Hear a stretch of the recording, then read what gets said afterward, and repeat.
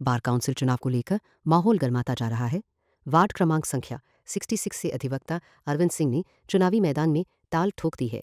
उनके नामांकन के साथ ही चुनावी सरगर्मियां तेज हो गई हैं और अधिवक्ताओं के बीच चर्चाओं का दौर शुरू हो गया है।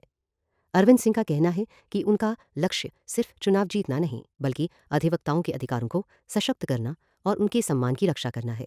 उन्होंने विशेष रूप से युवा वकीलों के लिए बेहतर मार्गदर्शन, चैम्बर और बुनियादी सुविधाओं के विस्तार तथा बार में पारदर्शी और जवाबदेह व्यवस्था लागू करने को अपनी प्राथमिकताओं में शामिल किया है। उन्होंने क्रमांक संख्या 66 के सभी साथियों से अपील की है कि वे एकजुट होकर मजबूत और ईमानदार नेतृत्व का समर्थन करें। अब सबकी निगाहें इस बात पर टिकी हैं कि क्रमांक संख्या 66 की आवाज़ किसे मिलती है। चुनावी मुकाबला दिलचस्प और कड़ा होने के संकेत मिल रहे हैं। अरविंद सिंह जी हैं, बार काउंसिलिंग का आप चुनाव लड़ रहे हैं। सर, क्या आज मुद्दा लेके आ रहे हैं आप? मैं अरविंद सिंह इलाहाबाद उच्च न्यायालय में अधिवक्ता हूँ। भारतीय जनता पार्टी पेट्रोकोष उत्तर प्रदेश का काम देखता हूँ। मेरा क्रमांक संख्या 66 है। Bar council of Uttar Pradesh का चुनाव यद्यपि अंतिम चरण इसका बीत गया है। 31 जनवरी सुप्रीम कोर्ट के द्वारा डेडलाइन दी गई थी, लेकिन लखनऊ में जिस तरह से अनियमितता हुई वो तो मैं यहाँ के अधिवक्ता बंधुओं को बहुत साधुवाद देना चाहता हूँ, धन्यवाद देना चाहता हूँ कि उनकी सजगता से, उनकी जागरूकता से यहाँ लोगों ने जो दुर्व्यवस्था फैलाने की कोशिश किया था, जो दुर्व्यवस्था फैलाई थी, वो अधिवक्ता बंधुओं की सजगता से रुक गई। बहुत बड़ी दुर्व्यवस्था फैली थी। जिन मठाधीशों के नाम उसमें सामने आए हैं निश्चित रूप से वो आश्चर्यचकित करने वाले हैं।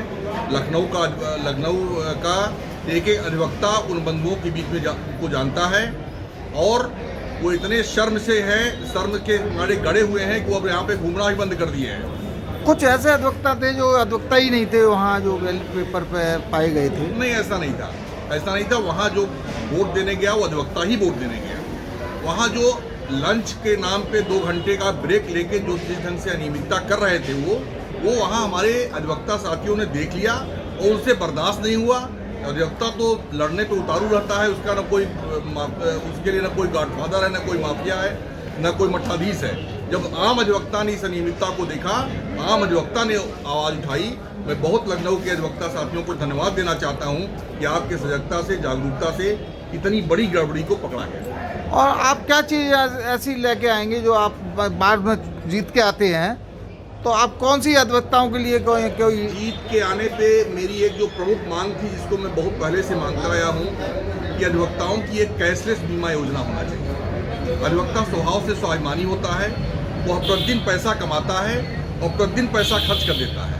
जब तक अधिवक्ता न्यायालय आ रहा है उसको पैसे की कोई दिक्कत नहीं होती। संकट तब होता है जब अधिवक्ता कहीं बीमार पड़ जाता है। जब बीमार पड़ जाता है 2 दिन, 4 दिन, 10 दिन तो झेलता है, लेकिन उसके बाद उसकी नियमित आय चूंकि बंद हो जाती है, संचय की उसमें प्रवृत्ति नहीं होती है, तो फिर संकट खड़ा होता है। मांगना किसी से चाहता नहीं। तो मैंने यह मांग किया है कि अधिवक्ताओं के जेब में एक प्लास्टिक का कार्ड हो जो 5 लाख रुपए तक कैशलेस बीमा अधिवक्ताओं को उपलब्ध हो।